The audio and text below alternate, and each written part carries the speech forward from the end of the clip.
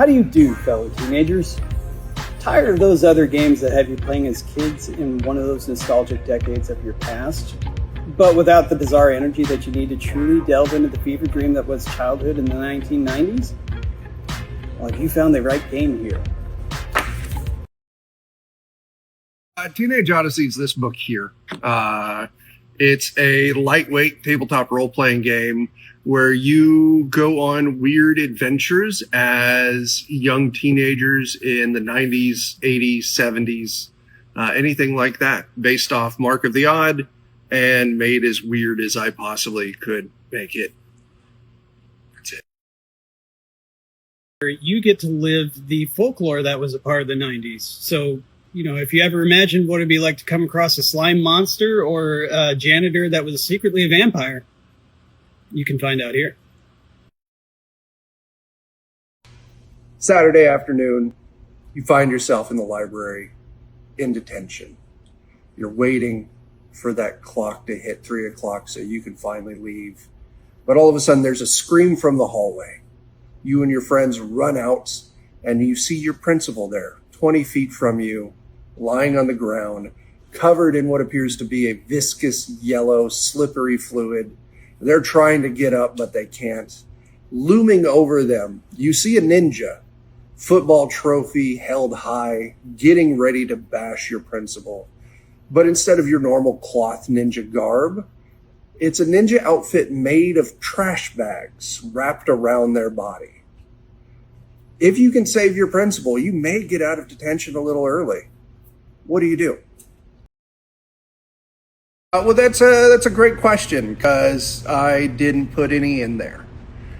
In Teenage Odyssey, rather than having your standard bestiary, what I provided for your GM is a series of templates and rules and what we call tags. That way your GM can, on the fly, make whatever creature they need quick and easy, and you're up and ready to fight something. Lickety-split.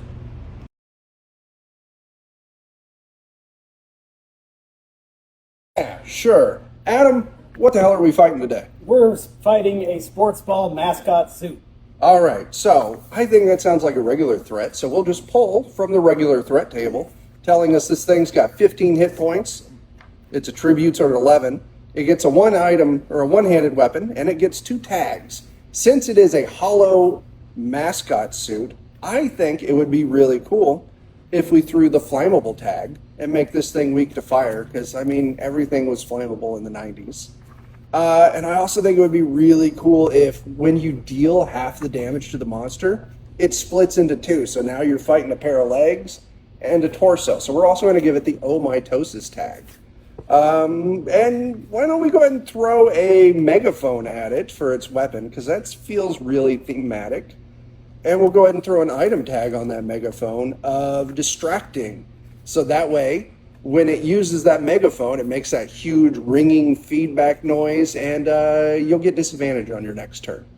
There's your monster. This game is going to be for anyone who grew up in the 90s, 80s, 70s, before there were cell phones.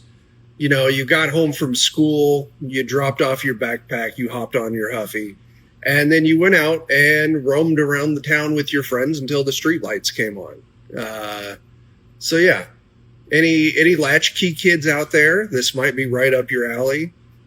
Yeah, that's it. Yeah, anyone old enough to remember those days, I think this game will speak to you in really fun ways.